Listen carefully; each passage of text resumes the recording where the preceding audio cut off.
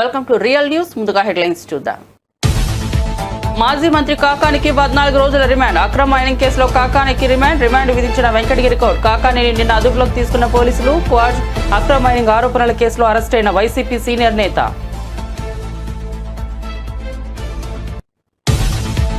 వంశీ చనిపోతే కూటమి ప్రభుత్వం కూలిపోతుందన్న పేర్ని నానిపై కందుల దుర్గేష్ ఫైర్. మనుషుల మరణాలతో రాజకీయ ప్రయోజనాలు ఆశించడం దారుణమన్న దుర్గేష్.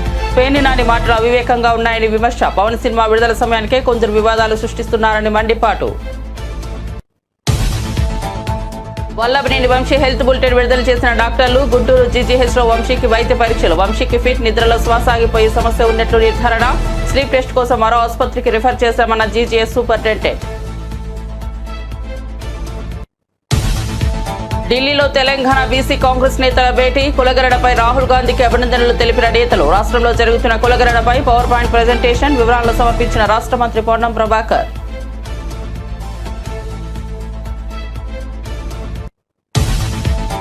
కవిత ఎపిసోడ్ పై ఈటెల సంచలన వ్యాఖ్యలు. కేసీఆర్ దృష్టిలో నెగిటివ్ గా పడితే ఇక అంతే. ఎవరైనా టార్గెట్ చేస్తే వారు ఎవరైనా సరే ఎక్కడున్నా సరే వదలరని వెల్లడి. ఎదురు చెప్పే వారిని తన సమీపంలోకి రానియడని వివరణ. 20 ఏళ్లు దగ్గర నుంచి చూసా. కేసీఆర్ స్వభావం తనకు తెలుసన్న ఈటెల. కళ్యాణ్ సినిమాలు ఆపే దమ్ము ధైర్యం ఎవరికీ లేవన్న దిల్ రాజు. జూన్ 1 నుంచి థియేటర్ల మూసివత్తా అంటూ ప్రచారం. పవన్ కళ్యాణ్ సినిమాను అడ్డుకోవడానికి అంటూ ప్రచారం. భగ్గుమన్న పవన్ కళ్యాణ్. కందుల దుర్గేష్ నేడు ప్రెస్ మీట్ పెట్టి వివరణ ఇచ్చిన దిల్ రాజు. ఇక వార్త వివరాల్లోకి వెళ్తే, నెల్లూరు జిల్లా పరిధిలోని పొదలకూరు పోలీస్ స్టేషన్లో కాకాని గోవర్ధన్ రెడ్డిపై పలు తీవ్రమైన అభియోగాలు నమోదయ్యాయి. క్వార్ట్జ్ ఖనిజాన్ని అక్రమంగా త్రవ్వడం, దాన్ని అక్రమంగా రవాణా చేయడం, నిబంధనలకు వ్యతిరేకంగా పేలుడు పదార్థాలు ఉపయోగించడం వంటి ఆరోపణలు ఉన్నాయి. అంతేకాకుండా ఈ అక్రమ మైనింగ్ అడ్డుకోవడానికి ప్రయత్నించిన స్థానిక గిరిజనులను బెదిరించారన్న ఆరోపణలు కూడా ఆయనపై ఉన్నాయి. ఈ కేసులో కాకాని A4గా పోలీసులు పేర్కొన్నారు. కోర్టు రిమాండ్ విధించడంలో ఆయన్ను జైలుకు తరలించే ఏర్పాట్లు చేస్తున్నారు. కాకాని గోవర్ధన్ రెడ్డిని బెంగళూరులో ఆంధ్రప్రదేశ్ పోలీసులు అదుపులోకి తీసుకున్న విషయం తెలిసిందే. అనంతరం ఉదయం ఆయన్ను నెల్లూరులోని జిల్లా పోలీస్ శిక్షణా కేంద్రం నుంచి భారీ భద్రతా ఏర్పాట్ల నడుమ వెంకటగిరి కోర్టుకు తరలించారు. మొత్తం 9 పోలీసు వాహనాల కాన్వాయ్తో ప్రత్యేక పోలీస్ బలగాల పహారీలో ఆయనను వెంకటగిరికి తీసుకొచ్చి న్యాయమూర్తి ఎదుట హాజరుపరిచారు. వాదనలు విన్న న్యాయమూర్తి కాకానికి జ్యుడిషియల్ రిమాండ్ విధిస్తూ ఆదేశాలు ఇచ్చారు. జూన్ 1వ తేదీ నుంచి తెలుగు రాష్ట్రాల్లో థియేటర్లు మూసివేయాలని ఎగ్జిబిటర్లు నిర్ణయించారంటూ ఇటీవల వార్తలు రావడం, దీనిపై AP deputy CM Pawan Kalyan తీవ్ర ఆగ్రహం వ్యక్తం చేయడం, ఏపీ సినిమాటోగ్రఫీ శాఖ మంత్రి కందుల దుర్గేష్ ఈ అంశంపై ప్రత్యేకంగా దృష్టి సారించడం తెలిసిందే. పవన్ కళ్యాణ్ వ్యాఖ్యలపై ప్రముఖ నిర్మాత అల్లు అరవింద్ మీడియా ముందుకు వచ్చి తన స్పందన తెలియజేశారు. నేడు మరో ప్రముఖ నిర్మాత దిల్ రాజు మీడియా సమావేశం నిర్వహించి ఈ వ్యవహారంపై తన అభిప్రాయాలను పంచుకున్నారు. జూన్ 1 నుంచి థియేటర్ల మూసివేత అనేది దుష్ప్రచారం మాత్రమేనని స్పష్టం చేశారు. పవన్ కళ్యాణ్ గారి సినిమాలు ఆపే దమ్ము ధైర్యం ఎవరికీ లేవని అన్నారు. ఎగ్జిబిటర్లకు సంబంధించిన వ్యవహారం పక్కదారి పట్టి పవన్ కళ్యాణ్ సినిమాను టార్గెట్ చేస్తున్నారు అనే కోణంలో తప్పుడు ప్రచారం జరిగిందని దిల్ రాజు వివరించారు.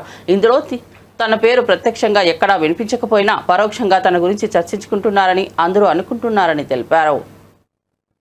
మొదలైందంటే April 19 East Godavari distributors exhibitors అక్కడ ఒక మీటింగ్ చేసుకున్నారు. అప్పుడు ఆ మీటింగ్లో ఎగ్జిబిటర్స్ కోరుకోవడం జరిగింది. వాళ్ళకున్న ప్రాబ్లం చెప్తూ, సో ఇట్లా థియేటర్లు వర్కౌట్ అవ్వట్లేదు కాబట్టి మాకు పర్సంటేజ్ విధానం ఉంటే బాగుంటుంది అని. సో పోతే అందరికీ ఎన్నిసార్లు ఉన్నా నేను ఒకటే చెప్పేది, ఈరోజు ప్రతి సినిమా సంవత్సరంలో 150 సినిమాలు రిలీజ్ అవుతే 90 సినిమాలు అందరూ పర్సంటేజ్ విధానంలోనే ఆడుతున్నారు. కొన్ని సినిమాలే రెంట్ ఆర్ పర్సంటేజ్ అనే విధానంలో ఆడుతున్నారు. సో ఈ రెంట్ ఆర్ పర్సంటేజ్ విధానంలో ఆడుతున్న దగ్గరే ఎగ్జిబిటర్స్కి కొన్ని ఇబ్బందులు ఉన్నాయి. కాబట్టి వాళ్ళు అలా ఈస్ట్ గోదావరిలో ఏప్రిల్ 19న డిస్ట్రిబ్యూటర్స్ ఎగ్జిబిటర్స్ మీటింగ్లో వాళ్ళు కోరుకోవడం జరిగింది. సో దానికి కొందరు అక్కడ డిస్ట్రిబ్యూటర్స్ యాక్సెప్ట్ చేయలేదు. అది మాకు హైదరాబాద్కి ఇలా నిర్మాతలకి అది కమ్యూనికేట్ అవుతే ఏప్రిల్ 26 గిల్డ్ మీటింగ్ జరిగింది. గిల్డ్ మీటింగ్లో మాకు హిట్ 3 గురించి బాంబేలో రిలీజ్ ఇష్యూ ఒకటి ఉండే. సెకండ్, ఈస్ట్ గోదావరిలో ఇలా పర్సంటేజ్ విధానం కావాలని వాళ్ళు నిర్ణయం తీసుకొని ఇండైరెక్ట్గా జూన్ 1 నుంచి వాళ్ళది వర్కౌట్ అవ్వకుంటే థియేటర్లు ఇలా ఆపుతాము అని కమ్యూనికేట్ చేయడం జరిగింది. ఇది ఎవ్రీథింగ్ ఆ ఎగ్జిబిటర్స్ డిస్ట్రిబ్యూటర్స్ మధ్యలో ఈస్ట్ గోదావరిలో జరిగిన సంఘటన. అది మా గిల్డ్కి వచ్చినప్పుడు గిల్డ్లో మేము ఉన్న వర్కింగ్ కమిటీలో ఉన్న ప్రొడ్యూసర్స్ అందరం ఏమనుకున్నామంటే వాళ్ళకి ఎందుకు వర్కౌట్ అవ్వట్లేదు, వాళ్ళని ఒక 6 months వాళ్ళకు వస్తున్న రెవెన్యూలు ఏంటి, వాళ్ళకు వస్తున్న ఖర్చులు ఏంటి, ఎందుకు వర్కౌట్ అవ్వట్లేదు, వాళ్ళని స్టేట్మెంట్స్ తీసుకొని రమ్మందాము. వచ్చినప్పుడు అది డిస్కషన్లోకి పెట్టి నిజంగా ఎగ్జిబిటర్స్కి, ఎందుకంటే మేము అన్ని టెరిటరీలో ఉన్నాం, ఎగ్జిబిటర్స్ కష్టాలు కూడా మాకు తెలుసు. ఎగ్జిబిటర్స్ కష్టాలు ఏంటంటే మేము డిస్ట్రిబ్యూటర్గా ఉన్నాం కాబట్టి ప్రొడ్యూసర్ నుంచి డిస్ట్రిబ్యూటర్ నుంచి ఎగ్జిబిటర్, ఈ 3 టెరిటరీలు ఒకరికి సంబంధాలు ఉంటాయి. డిస్ట్రిబ్యూటర్లుగా ఉన్నప్పుడు ఎగ్జిబిటర్కి మేము ఇందాక నేను చెప్పినట్టు రెంటార్ పర్సెంటేజ్ అన్నప్పుడు ఫస్ట్ వీక్ బాగా రెవెన్యూ వస్తే రెంట్ ఇస్తున్నాము, సెకండ్ వీక్ కలెక్షన్ తగ్గిపోగానే పర్సెంటేజ్ వస్తుంది. అది వాళ్ళ కష్టమైనది, ఇది మా అందరికీ తెలుసు. దానికి సొల్యూషన్ మేము చాలా రోజులు అనుకుంటున్నాం. కానీ వైసీపీ నేత వల్లభనేని వంశీ మరణిస్తే కూటమి ప్రభుత్వం కూలిపోతున్నట్టు మాజీ మంత్రి పేర్ని నాని చేసిన వ్యాఖ్యలపై రాష్ట్ర పర్యాటక, అటవీ, దేవాదాయ శాఖల మంత్రి కందుల దుర్గేష్ తీవ్ర స్థాయిలో ధ్వజమెత్తారు. రాజమండ్రిలో మీడియా సమావేశంలో ఆయన మాట్లాడుతూ సొంత పార్టీ సభ్యులు మరణించినా పర్వాలేదన్న ధోరణిలో వైసీపీ రాజకీయాలు చేయడం దారుణమని మండిపడ్డారు. మాజీ మంత్రి పేర్ని నాని మాటలు చాలా అవివేకంగా ఉన్నాయని, మనుషులు చనిపోవాలని కోరుకుంటున్నారా అని మంత్రి దుర్గేష్ ప్రశ్నించారు. ఒక వ్యక్తి మరణం ద్వారా రాజకీయంగా లబ్ధి పొందాలని చూడటం హేయమైన చర్య అని అన్నారు. ఏది పడితే అది మాట్లాడితే కుదరదని, ఎక్కడైనా తప్పు జరిగితే చట్ట ప్రకారం కఠిన చర్యలు తీసుకునేందుకు తమ ప్రభుత్వం సిద్ధంగా ఉందని, అంతేకాని వ్యక్తులు చనిపోవాలని తాము కోరుకోవడం లేదని స్పష్టం చేశారు. ఉన్నారు వారు రెగ్యులర్గా నన్ను కాంటాక్ట్ చేస్తూ ఉంటారు. పలానా చోట షూటింగ్ అండి, పలానా ప్రాంతంలో షూటింగ్ అనుమతులు మాకు కొంచెం అక్కడ వారితో చెప్పండి అంటే వెంటనే స్పందించి అర్ధరాత్రి అయినా అపరాత్రి అయినా స్పందించి వాళ్ళకి మనం సహకారం అందిస్తున్నటువంటి సందర్భం ఉంది. అలాంటి సమయంలో కొంతమంది, అందరం నేను అన్నగాని సినిమా ఇండస్ట్రీలో కొంతమంది మేము ఎలా అయినా చేసుకోగలం, మేమే చేసుకోగలం, మాకు సహకారం అవసరం లేదు అంటే మరి ఏ ప్రయోజనాన్ని ఆశించి వారు ఆ మాట అన్నారో నాకు తెలియదు. అదేవిధంగా మరి ఎవరి ప్రోద్బలంతో ఆ మాట అన్నారో కూడా నాకు తెలియదు. దీనికి మళ్ళీ మీకు కొంతమంది ఆనాటి ప్రభుత్వంలో మంత్రిగా ఉన్నటువంటి కొంతమంది బయటకు వచ్చి వారు కూడా రకరకాల మాటలు మాట్లాడుతున్నారు. వారు చెప్పేది ఏంటి, సినిమా అనేది ఏదో ఒక వ్యాపారం, దానికి సంబంధించి ఈ రకంగా చేస్తే ఎలాగనేటువంటి మాట, ప్రభుత్వంతో ఏం సంబంధం లేదనేటువంటి మాట చెప్తున్నారు. మీరు ప్రభుత్వంతో సంబంధం లేదనుకున్నప్పుడు గత ప్రభుత్వంలో ఎందుకు మీరు వారందరినీ ప్రముఖుల్ని తెప్పించుకుని మీరు మాట్లాడారు, మీరు నిర్ణయాలు ఎందుకు చేశారు, తహసీల్దారులనేమో థియేటర్ల దగ్గర పెట్టించి రేట్లు ఎందుకు మీరు కంట్రోల్ చేశారు? మరి ప్రభుత్వం కాదా ఆ రోజు చేసింది, ప్రభుత్వం కాదా ఆనాడు మాట్లాడింది అనేటువంటి విషయాన్ని నేను అడుగుతా ఉన్నాను. అదేవిధంగా కొంత ఈ సినిమాకి సంబంధించినటువంటి ఏదైతే అంశాలు ఉన్నాయో వాటి విషయంలో ప్రభుత్వం యొక్క సహకారం ఏదో స్థాయిలో ఉంటుంది, దాన్ని మనం గమనించాలి, కలిసిమెలిసి వెళ్ళాలనేటువంటి మాట. మేము కూడా మాట్లాడింది ఏంటంటే, ఒక సినిమా ఎవరిదైనా కానివ్వండి, ఆ సినిమా సమయంలోనే ప్రత్యేకించి కొన్ని కొత్త రకాలైనటువంటి వాతావరణాలు సృష్టించబడడం అనేటువంటిది ఎంతవరకు సమంజసం అనేటువంటి మాట మనం చెప్తా ఉన్నాం. తర్వాత ఆ మాజీ మంత్రి, నేను ప్రత్యేకంగా పేరు చెప్పను, మరి ఆ మాజీ మంత్రి యొక్క ఆలోచన విధానం ఏ రకంగా ఉందో నాకు తెలియదు, కానీ మరి మానవత్వం ఉందో లేదో నాకు తెలియదు. కానీ ఇవాళ ఒక సినిమా, ఒక బాగా హైప్ వచ్చినటువంటి ఒక మంచి సినిమా, లేకపోతే ఒక ఇక్కడ ఉన్నటువంటి మన స్వాతంత్రం కోసం పోరాడినటువంటి ఒక నాయకుడి యొక్క అంశంతో తయారైనటువంటి ఒక సినిమాకి సంబంధించి అది ఫ్లాప్ సినిమా అనేటువంటి మాటని చెప్పాడంటే, ఇవాళ నేను ఒకటే మనవి చేస్తున్నాను, ఒక సినిమా అనగానే నువ్వు మాట్లాడినటువంటి పిచ్చి పిచ్చి ప్రాలాపనలా సినిమా తయారవ్వదు. సినిమా అనేటప్పటికీ దాని వెనక ఎంతోమంది కృషి ఉంటుంది. ఒక 3-4 సంవత్సరాల పాటు వ్యయ ప్రయాసాలు కోర్చి ఆ సినిమాని నిర్మిస్తారు. ఆ సినిమాని నిర్మించినప్పుడు ఆ సినిమాకి సంబంధించినటువంటి నిర్మాత కానీ, ఆ సినిమా మీద ఆధారపడినటువంటి వందలాది మంది కుటుంబాలు కానీ, ఇవన్నీ కూడా ఆ సినిమా హిట్ అయితే 4 రోజులు వాళ్ళకి భోజనం వెళ్తారు. నకిలీ ఇళ్ల పట్టాల కేసుకు సంబంధించి పోలీసుల అదుపులో ఉన్న గన్నవరం మాజీ శాసనసభ్యులు వైసీపీ నేత వల్లభనేని వంశీ ఆరోగ్యం మరోమారు క్షీణించింది. దీంతో పోలీసులు ఆయన్ను మెరుగైన వైద్యం కోసం గుంటూరు ప్రభుత్వ ఆసుపత్రికి తరలించి చికిత్స చేయించారు. జీజీహెచ్లోని న్యూరాలజీ విభాగం వైద్యులు వంశీకి పలు వైద్య పరీక్షలు నిర్వహించారు. ఈ పరీక్షల్లో వంశీ శ్వాస తీసుకోవడంలో ఇబ్బంది పడుతున్నట్లు వైద్యులు గుర్తించారు. వల్లభనేని వంశీ ఆరోగ్య పరిస్థితిపై జీజీహెచ్ సూపరింటెండెంట్ తాజాగా ఒక హెల్త్ బులెటిన్ విడుదల చేశారు. వంశీకి ఫిట్స్ ఉన్నాయి, అలాగే నిద్రపోతున్న సమయంలో ఆయనకు శ్వాస సాగిపోతుందని సూపరింటెండెంట్ తెలిపారు. ఈ సమస్యకు సరైన చికిత్స అందించాలంటే స్లీప్ టెస్ట్ చేయాల్సి ఉంటుందని ఆయన వివరించారు. అయితే ప్రస్తుతం గుంటూరు జీజీహెచ్లో స్లీప్ టెస్ట్ చేసేందుకు అవసరమైన పరికరాలు అందుబాటులో లేవని సూపరింటెండెంట్ పేర్కొన్నారు. ఈ కారణంగా ఆయన్ను స్లీప్ టెస్ట్ చేయించుకోవడానికి వేరొక ఆసుపత్రికి సిఫారసు చేసినట్లు వెల్లడించారు. మరోవైపు ఆసుపత్రిలో చికిత్స పూర్తి కావడంతో వంశీని తిరిగి విజయవాడ జైలుకు తరలించారు. ఎక్స్ఎమ్మెల్యే వంశీ గారు జీహెచ్కి రిఫర్ చేశారు. వారి జైలు సూపరింటెండెంట్ గారు స్లీప్ టెస్ట్ అని రాసి పంపించారు. అయితే అన్ఫార్చునేట్గా ఆ స్లీప్ టెస్ట్ మన దగ్గర లేదు. అంటే అంతకుముందు మనకి ఉండింది. అయితే అది గత 1 yearగా రిపేర్లో ఉండటం వల్ల న్యూరాలజిస్టులు చూసి స్లీప్ టెస్ట్ మన దగ్గర లేదు కాబట్టి అది చేయలేమని చెప్పి మిగతా టెస్టులను చేసి మిగతాగా ఎగ్జామిన్ చేసి అట్లాగే జనరల్ ఫిజిషియన్ పల్మనాలజిస్ట్ కూడా వారిని ఎగ్జామిన్ చేసి వారికి మందులు రాసి పంపించారు. అవసరమైనవి చూసి వారు స్టేబుల్గా ఉన్నారని చెప్పారు. అందుకని వారిని అవుట్ పేషెంట్గా చూసి వారికి కావాల్సిన టెస్టులు రాసి ఈ స్లీప్ టెస్ట్ మన దగ్గర అవైలబిలిటీ లేదు.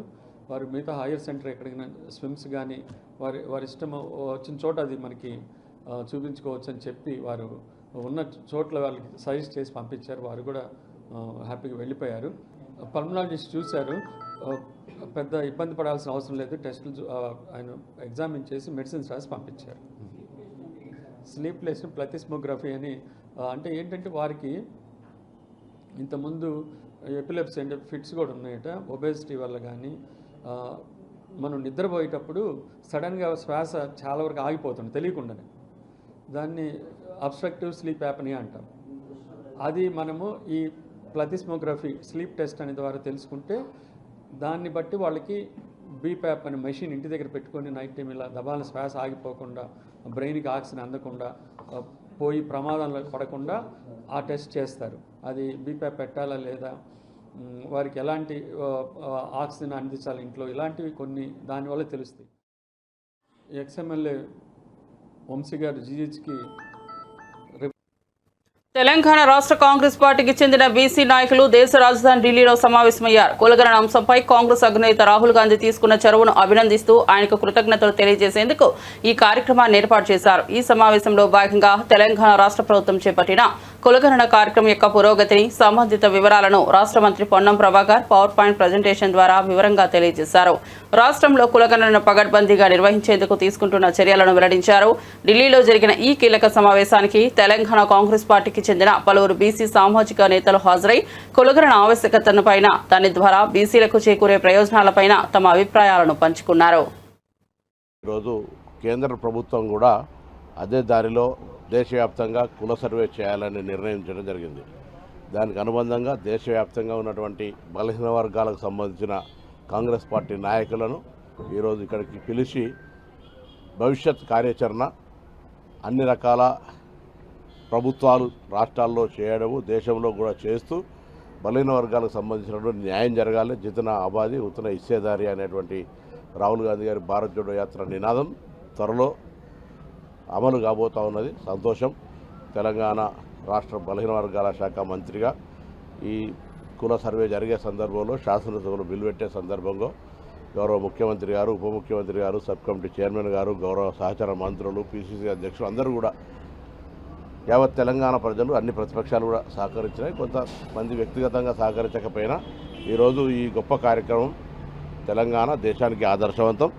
ఇది ఎవరికి వ్యతిరేకం కాదు. బలహీన వర్గాలు వెనుకబడి ఏదైతే వాళ్ళకి అవకాశం దొరకలేదో ఆ అవకాశం ఈ తద్వారా ఈ యొక్క మార్పులు చేర్పుల ద్వారా భవిష్యత్తులో వారు కూడా ఈ ప్రజాస్వామిక వేదికలో భాగస్వాములు అవుతారని ఆకాంక్షలు తెలియజేస్తాను.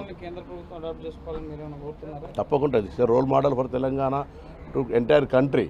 ఈరోజు చేసిన దానికి సంబంధించిన ఒక ప్రత్యేకమైన పుస్తకము, దానికి సంబంధించినటువంటి విధానం కూడా తీసుకొచ్చి ప్రభుత్వానికి ఇస్తూ ఉన్నాం. ఏ విధంగా మేము జరిపినటువంటి ప్రక్రియ 0 to 4th February 2024 రోజు ఏ విధంగా అయితే మేము శాసనసభ క్యాబినెట్, దాని తర్వాత శాసనసభలు పెట్టిన నుంచి మళ్ళీ 4th February 2025 దాకా ఎట్లయితే ప్రక్రియ జరిగింది, దాని తర్వాత మొన్న మళ్ళీ రాష్ట్రపతికి గవర్నర్ గారు ఏ విధంగా పంపినారు, ఇవన్నీ కూడా ప్రక్రియను తీసుకొని వివరిస్తూ దేశవ్యాప్తంగా అట్లా జరగాలని కోరుకుంటాను. ఓబీసీకి సంబంధించినటువంటి డిక్లరేషన్ సంబంధించిన అంశంలో మరి తెలంగాణ నుంచి కాంగ్రెస్ పార్టీ నేతలు, పిసిసి అధ్యక్షుడు మహేష్ కుమార్ గౌడ్ గారు, రాష్ట్రానికి సంబంధించిన బీసీ మంత్రులు పొన్నం ప్రభాకర్ గారు, కొండా సురేఖ గారు, మేమందరం కూడా సుమారు 20 మంది వరకు ఓ ప్రతినిధి బృందంగా ఈ సదస్సుకు రావడం జరిగింది. రాహుల్ గాంధీ గారి ఆలోచన ఈ దేశంలో ఇంకా వివక్ష కొనసాగుతూ ఉంది, అసమానతలు జరుగుతూ ఉన్నాయి. దీనంతటికీ బీసీ కులగణన ఒకటి చేసుకొని అందరినీ కూడా మనం గౌరవించుకునే సందర్భంలో వారు ఇచ్చినటువంటి పిలుపు మేరకు ఈరోజు దేశానికి రోల్ మోడల్ అయింది తెలంగాణ. గౌరవ ముఖ్యమంత్రి శ్రీ రేవంత్ రెడ్డి గారు అసెంబ్లీలో 42% బిల్లునిచ్చేటువంటి క్రమంలో కులగణన జరిపినప్పుడు 56.36% తేలిన తర్వాత ఓ శాస్త్రీయ పద్ధతిలో కులగణన జరిపి అంటే ఎక్స్రే లాగా కులగణన చేయాలని చెప్పని రాహుల్ గాంధీ గారు ఇచ్చినటువంటి సూచన, వారు భారత్ జోడోలో పాదయాత్ర చేసినటువంటి ఆలోచనకు అనుగుణంగా రేవంత్ రెడ్డి గారు గౌరవ ముఖ్యమంత్రి హోదాలో మరి కులగణన చేపడితే 56.36% ఉందని తేలింది. అంతవరకు అసలు లెక్కే లేదు, బీసీలది లెక్క తేలిన తర్వాత రాష్ట్ర శాసనసభలో బీసీ సంక్షేమ శాఖ మంత్రి పొన్నం ప్రభాకర్ గారు 42% రాజకీయ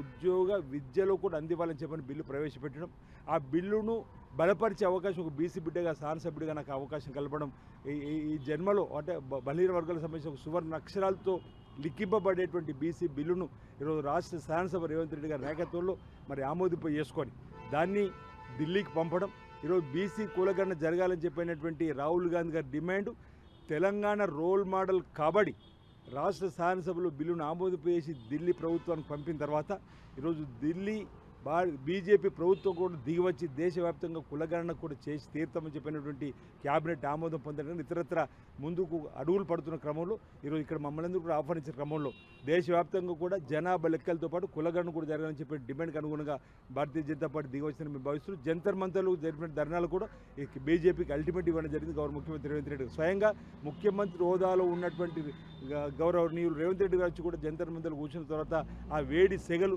భారతీయ జనతా పార్టీకి తగిలి రాహుల్ గాంధీ గారు ఇచ్చిన డిమాండ్ కూడా ఏ రాష్ట్రానికి వెళ్ళిన వారు మాట్లాడుతూ తీరు కూడా చూసి తప్పదని చెప్పి భారతీయ జనతా పార్టీ కూడా కులగణనకు వచ్చిన సందర్భంలో స్వాగతిస్తూ ఈరోజు ఇక్కడ జరిగేటువంటి బీసీ సదస్సులో తెలంగాణలో జరిగినటువంటి కులగణన తీరుతెన్నులు చెప్పేటువంటి కార్యక్రమం చేస్తాం. భారత్ జోడో యాత్రలో భాగంగా మా నాయకులు రాహుల్ గాంధీ గారు తీసుకున్న కుల సర్వే నినాదం ఇలా వాస్తవంగా మారింది. దానికి దిక్సూచి తెలంగాణ. రాహుల్ గాంధీ ఆశయ సిద్ధి కోసము తెలంగాణ ముఖ్యమంత్రి రేవంత్ రెడ్డి గారు తీసుకొచ్చి సఫలం చేసిన కుల సర్వే, దాంతోపాటు 42% ఓబీసీలకు రిజర్వేషన్ అనేవి ఇలా యావత్ దేశానికి దిక్సూచిగా మారినాయి, మార్గదర్శిగా మారినాయి. దాంట్లో భాగంగానే ఇలా ప్రధానమంత్రి గారు మోడీ గారు ఒక మెట్టు దిగి దేశవ్యాప్తంగా కుల సర్వే చేయాలని నిర్ణయించడం అనేది ఇది నైతికంగా రాహుల్ గాంధీ గారి యొక్క విజయం.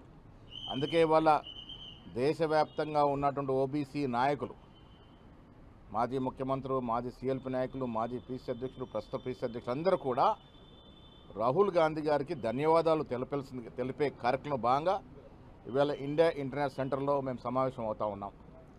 కుల సర్వే దేశవ్యాప్తంగా జరగాలి. మోడీ గారు ఇది ప్రకటించడమే కాదు, తక్షణమే ఆచరణలోకి తీసుకురావాలి. కుల సర్వే దేశవ్యాప్తంగా తెలంగాణ మోడల్గా జరగాలి.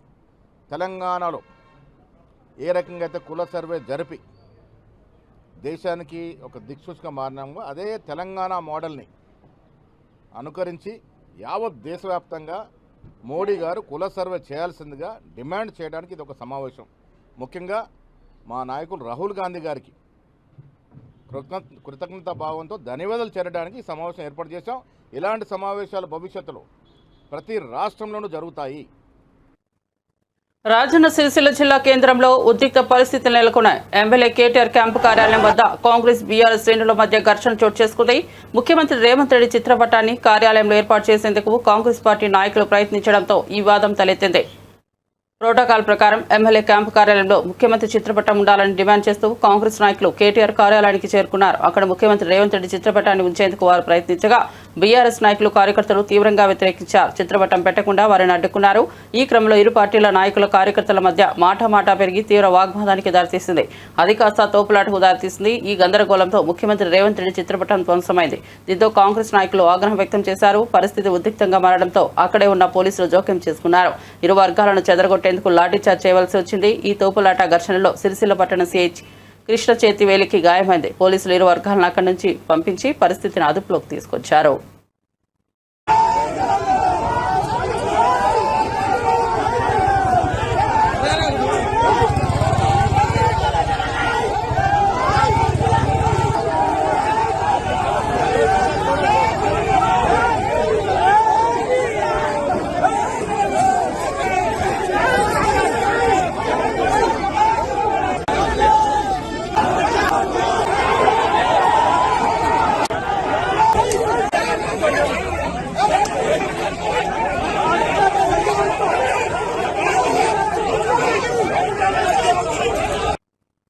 కేసీఆర్ తనను తాను ఓ చక్రవర్తిలా రాజులా భావిస్తుంటాడు. ఒక్కసారి ఎవరిపైన అయినా నెగిటివ్ అభిప్రాయం పడితే ఇక అంతే, అది ఎన్నటికీ మారదు. కేసీఆర్తో కవిత బంధం ఇక అతికే అవకాశమే లేదని బీజేపీ నేత ఈటెల రాజేందర్ సంచలన వ్యాఖ్యలు చేశారు.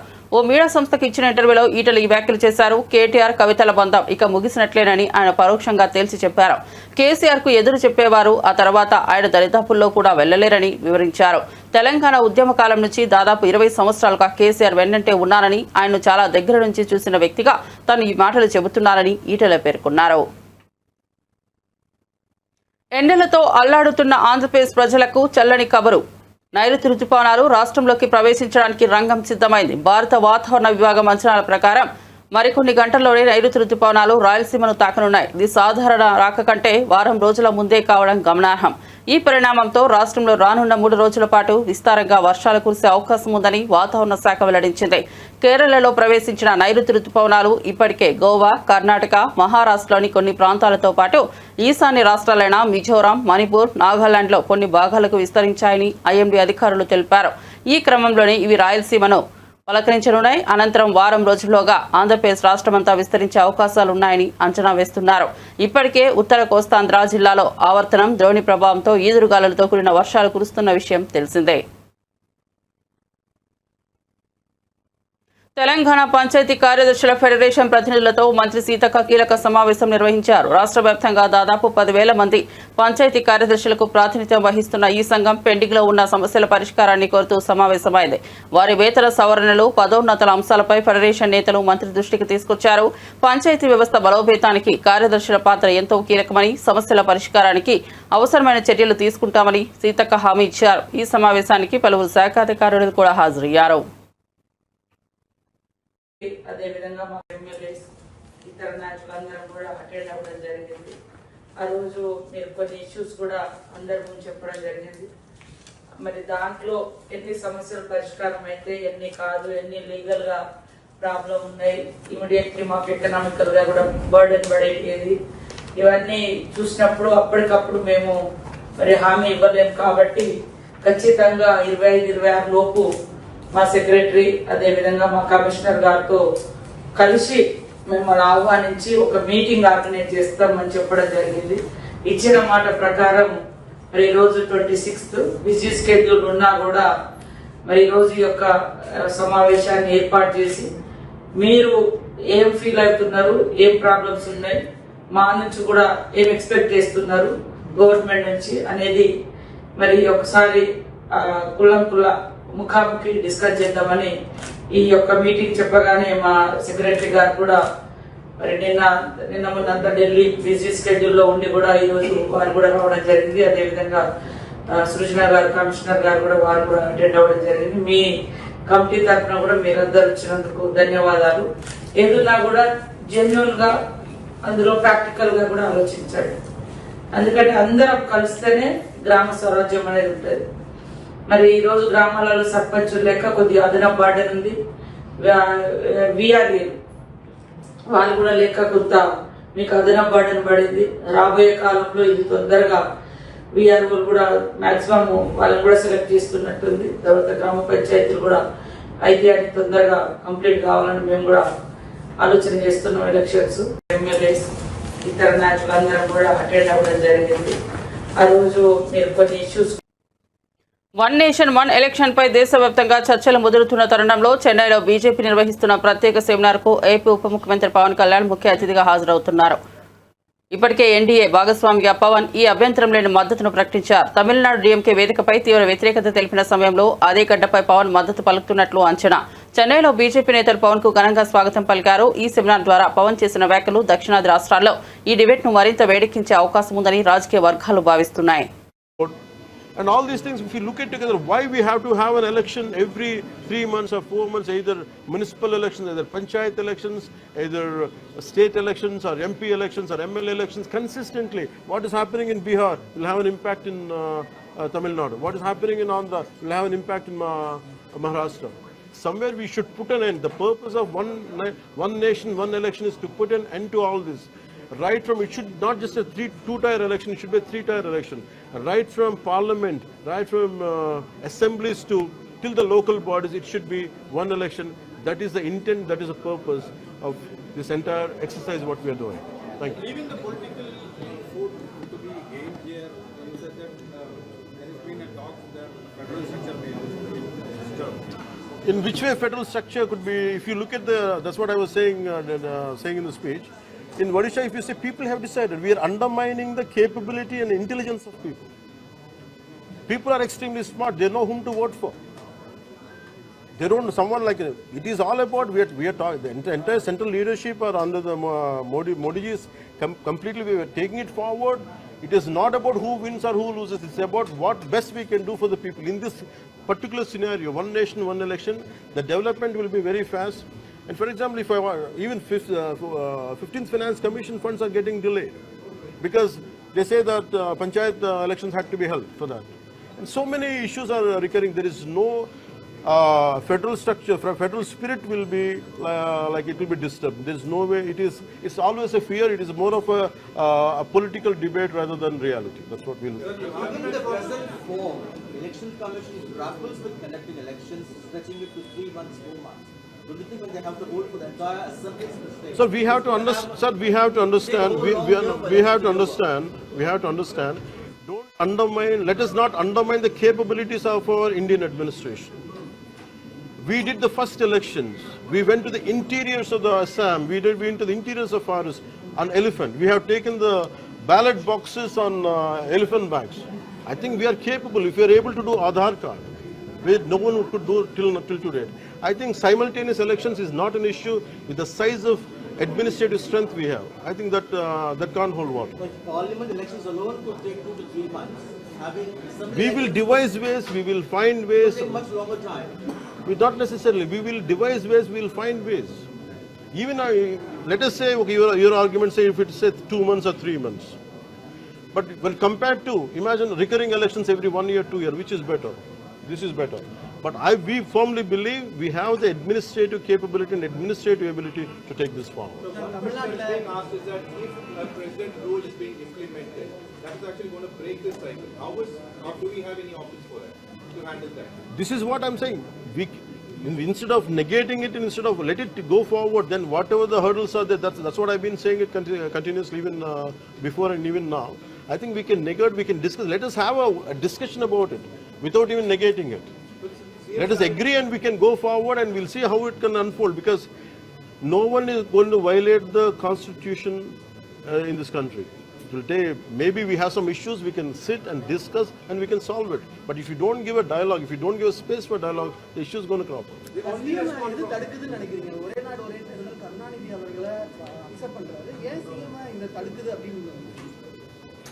That's the question you should ask Stalin. ముంబైలో భారీ వర్షాలు ఆర్థిక రాజధానిని స్తంభింపజేశాయి. రాత్రి నుంచి ఎడతెరిపి లేకుండా కురుస్తున్న వర్షాలతో లోతట్టు ప్రాంతాలు జలమయమయ్యాయి. రహదారులు నదులను తలపిస్తున్నాయి. రైలు విమాన రాకపోకలు తీవ్రంగా అంతరాయం కలిగాయి. ఎయిర్ ఇండియా సహా పలు విమాన సంస్థలు ట్రావెల్ అడ్వైజరీ జారీ చేశాయి. నార్మల్ పాయింట్లో గంటలో 104 కిలోమీటర్ల వర్షపాతం నమోదైంది. ముంబై, ఠానే జిల్లాలో ఎల్లో అలర్ట్, రాయ్గఢ్, సింధుగర్, రత్నగిరి జిల్లాలో ఆరెంజ్ అలర్ట్ను వాతావరణ శాఖ జారీ చేసింది. మరిన్ని అప్డేట్స్ కోసం చూస్తూనే ఉండండి రియల్ న్యూస్.